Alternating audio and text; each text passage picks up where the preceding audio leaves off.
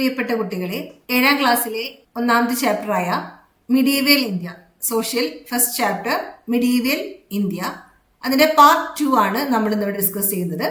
കഴിഞ്ഞ ദിവസത്തെ ക്ലാസ്സിൽ നമ്മൾ മുഗൾ രാജാക്കന്മാരെ പറ്റിയും അതുപോലെ തന്നെ അവരുടെ പ്രവർത്തനങ്ങളെ പറ്റിയും അവരുടെ കാലഘട്ടത്തെ പറ്റിയൊക്കെ പറഞ്ഞതാണ്.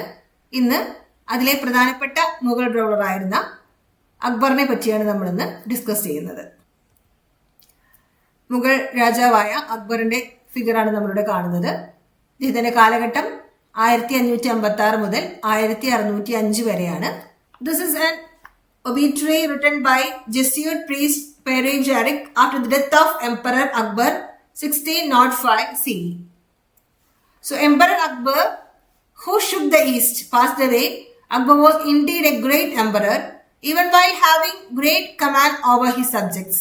They all loved him, respected him, and was always submissive him. He had administrated equal justice without any distinction of high-low caste, familiar, unfamiliar. He considered Hindu, Christian, Muslim alike. He treated the strong with force and weak with mercy.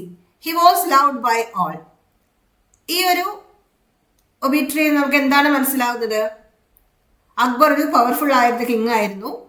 അദ്ദേഹം എല്ലാ മതക്കാരോടും ഒരുപോലെ പെരുമാറിയുന്ന ആളായിരുന്നു. എല്ലാവർക്കും അക്ബർ എന്ന രാജാവിന് ഇഷ്ടമായിരുന്നു. കുറച്ച് കാര്യങ്ങൾ നമ്മൾ ഇന്ന് മനസ്സിലാക്കി. നമ്മൾ ഇതിൽ നിന്ന് എന്തെല്ലാം മനസ്സിലാക്കി നമുക്ക് നോക്കിയാലോ. Akbar was a powerful ruler, religious tolerance, equal treatment, equal justice. So we can understand about the Mughal ruler Akbar from this above note that is, Akbar was a powerful ruler, religious tolerance, equal treatment and equal justice. ഇത് മലയാളം എല്ലാ കുട്ടികൾക്കും കൂടെ ഉദ്ദേശിച്ചിട്ടാണ് Jesuit പാദ്രി പേരെ ജാരിക് അക്ബർ ചക്രവർത്തിയുടെ മരണശേഷം എഴുതിയ ഒരു അനുശോചന കുറിപ്പാണ് ഇവിടെ കൊടുത്തിരിക്കുന്നത്. ഇതിൽ നിന്ന് നമുക്ക് എന്തെല്ലാം മനസ്സിലാക്കാൻ കഴിയുന്നു? അക്ബർ അതിശക്തനായ ഒരു ചക്രവർത്തിയായിരുന്നു. അദ്ദേഹം എല്ലാ മതങ്ങളോടും നീതി പുലർത്തിയിരുന്ന ആളായിരുന്നു. എല്ലാ മതങ്ങളെയും ഒരുപോലെയായിരുന്നു കണ്ടിരുന്നത്. മതസഹിഷ്ണുതയുള്ള ആളായിരുന്നു. തുല്യ പരിഗണന നൽകിയിരുന്നു. തുല്യനീതി കൊടുത്തിരുന്നു. സോ തുല്യനീതി നടപ്പിലാക്കിയ, കരുത്തരോട് ശക്തമായും അശക്തരോട് കരുണയോടൊക്കെ പെരുമാറിയ വ്യക്തിയായിരുന്നു അക്ബർ എന്ന മഹാനായ മുഗൾ രാജാവ്. In 1575 Akbar built Ibadat Khana in his new capital Fatehpur Sikri. ഈ ഒരു ഭാഗത്ത് നിന്ന് 2 1-word ക്വസ്റ്റ്യൻസ് നമുക്ക് ചോദിക്കാൻ സാധ്യതയുണ്ട്. Name the new capital built during Akbar's time. Name the new capital built during the Akbar's time. Akbar ടൈമില് പണിത് കഴിപ്പിച്ച പുതിയ ക്യാപിറ്റൽ ഏതായിരുന്നു?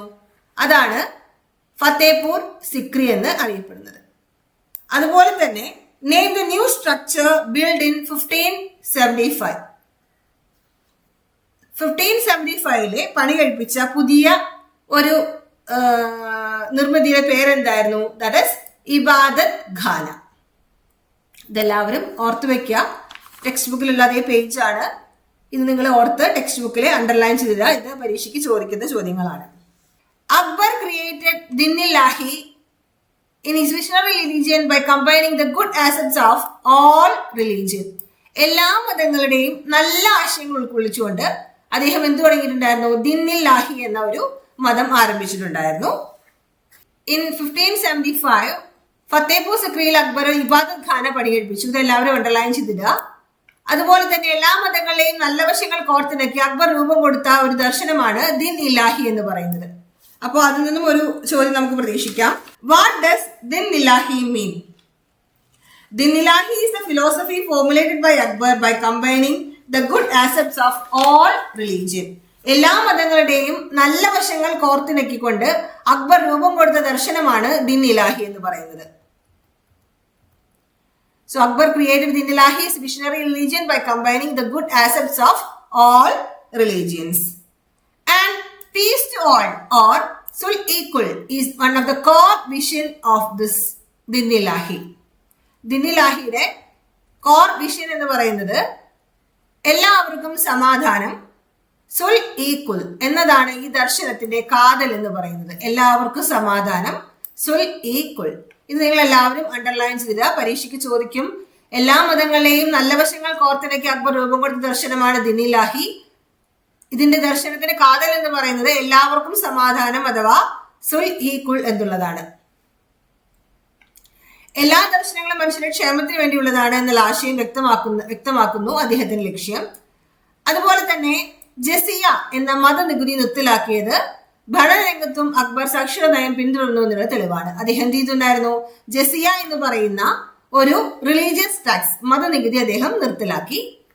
അതുപോലെ തന്നെ മുഗൾ ഭരണത്തിന്റെ എല്ലാ മേഖലകളിലും എല്ലാ മതസ്ഥരെയും തുല്യമായി പരിഗണിച്ചിരുന്നു.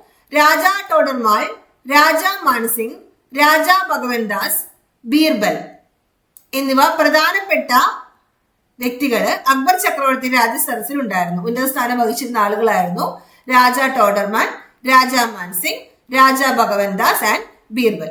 അപ്പൊ നമ്മൾ ഇതിൽ എന്തെല്ലാം മനസ്സിലാക്കി? ദിൻ-ഇ-ഇലാഹി, സുൽ-ഇ-കുൽ, ജസിയ എന്ന ഒരു മതനികുതി നിർത്തലാക്കി. അതുപോലെ അദ്ദേഹത്തിന് എല്ലാ മതങ്ങളെയും ഒരുപോലെ പരിഗണിച്ചിരുന്നു. ഇത്രയും കാര്യങ്ങൾ നമ്മൾ ഇതിൽ നിന്ന് മനസ്സിലാക്കി. So the abolition of religious tax called Jizya proved that Akbar followed tolerance in the administrative field as well. Abolition of religious tax, Jizya. Abolition of the religious tax, Jizya. People from all sects were treated equally in all spheres of Mughal rule. Raja Todarmal, Raja Mansingh, Raja Bhagwandas and Birbal were prominent among those who held his high position in the royal court in the Emperor Akbar. ഇത് ഇത്രയും ആളുകൾ Raja Todarmal, Raja Man Singh, Raja Bhagwan Das and Birbal were the prominent who held the high position in royal court of Emperor Akbar. ഇന്ന് നമുക്കൊരു ചോദ്യം ചോദിക്കാം.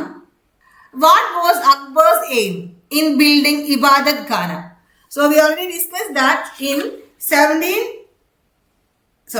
1575 a new structure built in 1575 that is known as Ibadat Khana. So what was Akbar's aim in building Ibadat Khana? എന്തായിരുന്നു ഇബാദത്ത് ഖാന തുടങ്ങാനുള്ള ഒരു ലക്ഷ്യം എന്തായിരുന്നു? Ibadat Khana was built as the religious tolerance platform for scholars and prominent people of different religions of the country to come together, learn about each other's religions and share good ideas.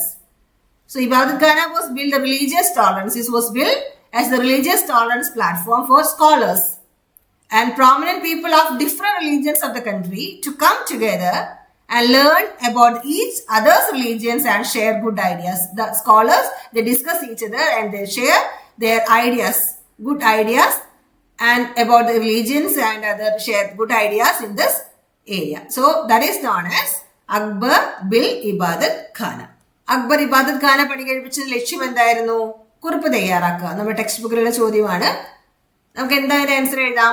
വിവിധ മതങ്ങളിലെ പണ്ഡിതരും പ്രമുഖരും ഇവിടെ ഒത്തുചേരുവാനും ചർച്ചകളിലൂടെ മതസാക്ഷ്യത വളർത്തുവാനുമാണ് ഇബാദത്ത് ഖാന പണി കഴിപ്പിച്ചത്. പരീക്ഷയ്ക്ക് കഴിഞ്ഞ വർഷത്തെ എക്സാമിന് ചോദിച്ചിരുന്നു, അക്ബർ ഇബാദത്ത് ഖാന പണി കഴിപ്പിച്ചത് ലക്ഷ്യം എന്തായിരുന്നു? വിവിധ മതങ്ങളിലെ പണ്ഡിതരും പ്രമുഖരും ഇവിടെ ഒത്തുചേരുകയും ചർച്ചകളിലൂടെ മതശിക്ഷണ വളർത്തുവാനുമാണ് ഇബാദത്ത് ഖാന പണി കഴിപ്പിച്ചത്. ഇത്രയും ഭാഗം എല്ലാവർക്കും മനസ്സിലായെന്ന് കരുതുന്നു. How much did Akbar's policies help in maintaining religious tolerance among the different sections of the people? How much did Akbar's policies help in maintaining religious tolerance among different sections of the people? അക്ബറിനെ പറ്റി പഠിച്ചപ്പോൾ അദ്ദേഹത്തിന്റെ policies എങ്ങനെയാണ് മതസഹിഷ്ണുത വളർത്താനാണ് സഹായിച്ചത്? ഒന്നാമത്തത് ഇബാദത്ത് ഖാന, രണ്ടാമത്തത് abolition of religious tax called Jizya. Akbar created Din-i-Ilahi. Inclusion of non-religious people in governance. Among those who held in high position in royal assembly, there were the people belonging to all religious group. So how much the Akbar's policies help in maintaining religious tolerance among the different sections of the people? അക്ബറിന്റെ രീതി പ്രകാരം എല്ലാവർക്കും എല്ലാ മതക്കാരെയും ഉൾപ്പെടുത്തിക്കൊണ്ടുള്ള ഒരു ദർശനമായിരുന്നു ഉണ്ടായിരുന്നത്. അതിനുവേണ്ടി എന്തൊക്കെയാണ് അദ്ദേഹം ചെയ്തത്? ഇബാദത്ത് ഖാന പണി കഴിപ്പിച്ചു. Abolition of the religious tax called jizya. അതുപോലെ തന്നെ അക്ബർ ക്രിയേറ്റഡ് ദിൻ-ഇ-ഇലാഹി, എല്ലാ മതങ്ങളിലെയും നല്ല ആശയങ്ങൾ ഉൾപ്പെടുത്തിച്ചുകൊണ്ട് ദിൻ-ഇ-ഇലാഹി ക്രിയേറ്റ് ചെയ്തു. Inclusion of non religious people in governance, എല്ലാ മതങ്ങളിലുള്ള ആളുകളെയും എല്ലാ മതങ്ങളിലുള്ള നോൺ റിലീജിയൻ ആയിട്ടുള്ള എല്ലാവരെയും ഗവേണൻസിൽ ഭരണത്തിൽ ഉൾപ്പെടുത്തി. ഇനി അതുപോലെ റോയൽ അസംബ്ലിയിൽ ഹൈ പൊസിഷനിലുണ്ടായിരുന്ന എല്ലാവരും എന്തായിരുന്നു, പല മതത്തിൽപ്പെട്ടവരുമായിരുന്നു. So how much Akbar's policy help in maintaining religious tolerance among the different sections of the people നിങ്ങൾക്ക് മനസ്സിലായി കാണും. മുഗൾ ഭരണകാലത്തും ഇവരുടെ ജനവിഭാഗങ്ങൾക്കിടയിൽ മതസഹിഷ്ണുത നിലനിർത്താൻ അക്ബറിന്റെ നയങ്ങൾ എത്രമാത്രം സഹായകമാണെന്ന് ഒരു ക്ലാസ്സിലോട് ചർച്ച സംഘടിപ്പിക്കാം. നമുക്ക് എന്തെല്ലാം കാര്യങ്ങളിൽ ഉൾപ്പെടുത്താം?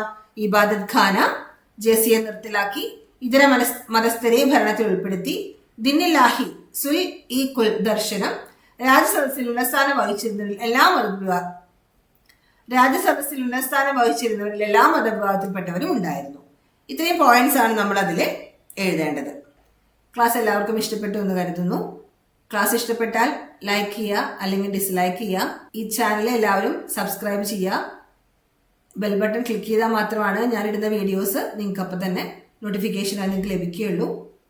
നിങ്ങൾക്ക് എന്തെങ്കിലും അഭിപ്രായങ്ങളും നിർദ്ദേശങ്ങളും ഉണ്ടെങ്കിൽ നിങ്ങൾക്ക് താഴെ കമൻറ്റ് ചെയ്യാം. Thank you.